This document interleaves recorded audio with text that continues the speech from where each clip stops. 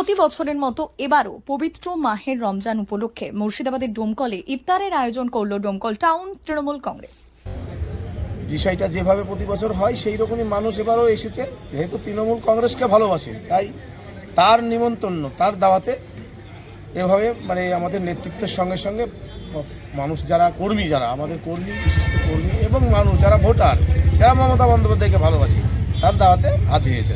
তবে এবছর শুধুমাত্র ইফতার পার্টি নয়, অনুষ্ঠানের নামকরণ করা হয়েছে দাওয়াতে ইফতার। বৃহস্পতিবার বিকেলে এই ইফতার মাহফিলে উপস্থিত ছিলেন রানীনগর বিধানসভার বিধায়ক তথা ডোমকল বিধানসভার কোঅর্ডিনেটর শমীক হোসেন। আমাদের সম্মানীয় মুখ্যমন্ত্রী এবং অভিষেক বন্দ্যোপাধ্যায় আমাদের নেতা, তিনার নির্দেশই এবার দাওয়াতে ইফতার আমাদের এই প্রোগ্রামের নাম। দাওয়াতে ইফতার দেওয়ার পিছনে কারণ হচ্ছে দাওয়াতে ইফতার মানুষ দাওয়াত না দিলে খেতে আসে না, এটাই নিয়ম, ইসলামের নিয়ম। তো যেহেতু এইটা ধর্মীয় বিষয় হচ্ছে, ইসলাম ধর্মের পবিত্র রমজান মাসে রোজা উপবাস করে, এখানে দাওয়াত দিলে তারা ইফতার করতে আসবে, সেই জন্যই নামটা উনি হয়তো রেখেছেন আমাদের ধারণা, যেহেতু তাতে মানুষ আনন্দিত এবং মানুষ জানে যে সঠিকভাবে দাওয়াত পেয়েছে তাই তারা এসেছে।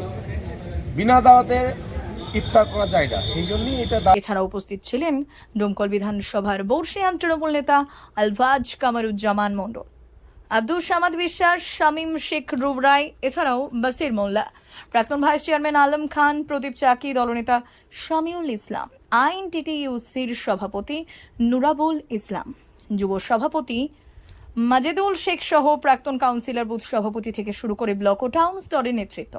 পবিত্র রমজান মাস উপলক্ষে এদিন ইফতারের আগে মুফতি ও মাওলানারা দোয়া পাঠ করেন। পাশাপাশি ডোমকল বিধানসভার মানুষের কল্যাণ কামনায় দোয়া করেন তৃণমূল নেতৃত্ব।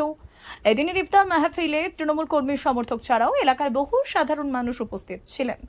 এইটা যারা মনে করছেন তারা হয়তো করতেই পারেন, কিন্তু এইটা ভাবার বিষয় না। মমতা বন্দ্যোপাধ্যায়ের জনসংযোগ সবসময়, ওনার পাশে মানুষ সবসময় আছে, আপনারা সেটা ওনার কার্যের কারণে আছে, সবই জানেন। তাই যারা বলবে যে এটা জনসংযোগের জন্য হচ্ছে, এটা সম্পূর্ণ ভুল। কারণ মমতা বন্দ্যোপাধ্যায় মানুষকে নিমন্ত্রণ দিলে সেখানে আসবেই, কারণ মানুষের পাশে সবসময়ের জন্য মমতা বন্দ্যোপাধ্যায় আছে। এবং তার কর্মী যারা, যে সমস্ত এই সমস্ত শহরের এক্স কাউন্সিলর, ওয়ার্ড সভাপতি এবং আমাদের ব্লকের কোর কমিটির সদস্য যারা আছে, যে সমস্ত সদস্য যারা অ্যাকচুয়ালি পার্টির সঙ্গে জড়িয়ে আছে, সবাই কিন্তু তার এই দাওয়াতে হাজির হবে এবং মানুষের কল্যাণে কাজ করবে, এটাই নিয়ম।